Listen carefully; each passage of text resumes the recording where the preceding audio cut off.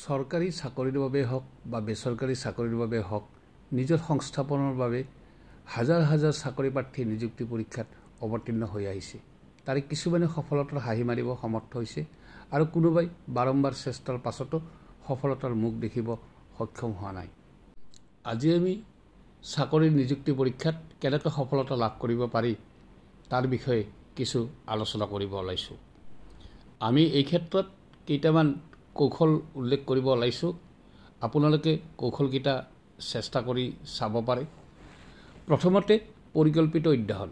আপুনি যি নিয়োগ পৰীক্ষাত অংশগ্ৰহণ কৰিব তাৰ বাবে এটা পৰিকল্পিত অধ্যয়নৰ তালিকা বনাওক। সকলো বিষয়ৰ পাঠ্যক্ৰম, গুৰুত্বপূৰ্ণ অধ্যায় আৰু বিষয়সমূহক লৈ এটি সময়সূচী প্ৰস্তুত কৰক। এই ক্ষেত্ৰত পাঠ্যক্ৰমৰ ওপৰত গুৰুত্ব অপৰিসীম। সেইবাবে নিৰ্দিষ্ট পাঠ্যক্ৰমৰ ওপৰত মনোনিৱেশ কৰিব লাগিব।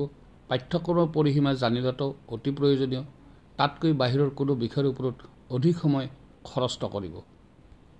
পৰীক্ষাৰ প্ৰস্তুতিৰ বাবে প্ৰশ্নৰ ধৰণ আৰু প্ৰকৃতিৰ বিষয়ে জনাটো অতিকৈ প্ৰয়োজন। সেইবাবে আমি তৃতীয়তে ক'ব ওলাইছোঁ, পৰীক্ষাৰ আগৰ প্ৰশ্নপত্ৰ অধ্যয়ন কৰক। পূৰ্বৰ বছৰৰ প্ৰশ্নসমূহ সংগ্ৰহ কৰি সেইবোৰ বিশ্লেষণ কৰক। ই আপোনাৰ প্ৰশ্নৰ ধৰণ তথা প্ৰকৃতি বুজি পোৱাত সহায় কৰিব। অভ্যাসে সকলো বস্তু সম্ভৱ কৰি তুলিব পাৰে। সেইবাবে নিয়মিত অভ্যাস কৰক। প্ৰতিদিনে প্ৰশ্ন আৰু উত্তৰ অনুশীলন কৰাটো অতি গুৰুত্বপূৰ্ণ। মক টেষ্টৰ যোগেদি সময়ৰ বিতৰণ আৰু গতি উন্নত কৰাৰ ওপৰত গুৰুত্ব আৰোপ কৰক। তাৰ পিছতে আমি গুৰুত্ব দিব লাগিব সময়ৰ ওপৰত। সময় বিতৰণৰ ব্যৱস্থা কৰক। প্ৰতিটো বিষয়ৰ বাবে উপযুক্ত সময় বিতৰণ কৰি লওক। যিটো বিষয়ত আপুনি দুৰ্বল সেইবোৰৰ ওপৰত বিশেষ গুৰুত্ব আৰোপ কৰক। ধ্যানৰ ওপৰত গুৰুত্ব দিয়ক। সেইবাবে ধ্যান আৰু মনোসংযোগৰ প্ৰশিক্ষণ লওক। পঢ়াৰ সময়ত মনোনিৱেশ আৰু ধ্যানৰ প্ৰশিক্ষণ লওক। ই আপোনাৰ মগজুক সতেজ আৰু মনোসংযোগী কৰি ৰাখিবলৈ সহায় কৰিব। সকলো কামৰ বাবে স্বাস্থ্যই পৰম ধন। সেইবাবে স্বাস্থ্যৰ যত্ন লওক।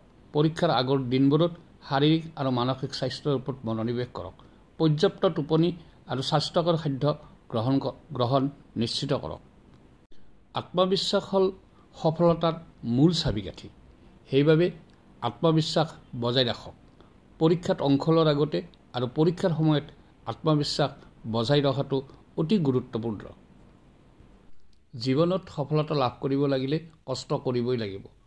চেষ্টা চলাই যাওক, দেখিব এদিন নহয় এদিন আপুনি সফল হ'বই। ইয়াত উল্লেখ কৰা কৌশলবোৰ সঠিকভাৱে অনুসৰণ কৰিব পাৰিলে সফলতাৰ সম্ভাৱনা নিশ্চয়কৈ বাঢ়িব। ধন্যবাদ। ভিডিঅ'টো ভাল লাগিলে লাইক আৰু ছাবস্ক্ৰাইব কৰি থ'ব।